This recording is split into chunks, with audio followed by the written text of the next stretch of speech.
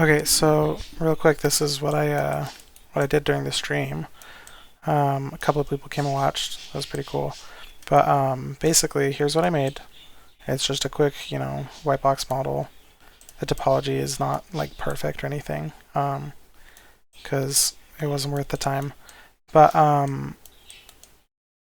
basically, what I wanted to do with this is like a robot neck head type deal.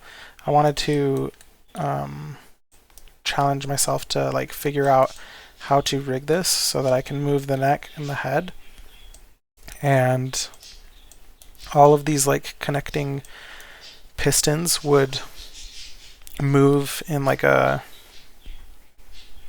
mechanical way that like functionally made sense and like mechanically made sense. And so I ended up doing it. I didn't know how to do this going into the stream, but I just kind of figured it out as I went along, and it ended up working out really great. So this part was the easy part because you can just like use aim constraints to get pistons to look at each other. But the really hard part that I had no idea how to do going into it was these bits here, because they come off of the head at like different angles, and they need to be able to like swivel on this joint. These little headphone joints, they need to be able to swivel a certain way, and I didn't know how I was going to get that to work, but I ended up figuring it out, and it looks really good. So yeah, you can like move it all like this, and it all looks good. You can lean it all the way to this side. You can lean it all the way to that side. You can go back and forth.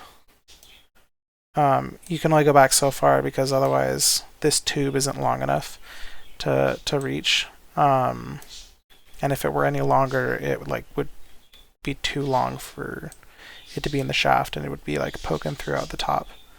So mechanically there's limitations, just like it would be if you made this in real life. But so I'll show you guys these real quick. They actually look really good. If you like move them around and stuff, they move perfectly with the pistons, and they like adjust and stuff.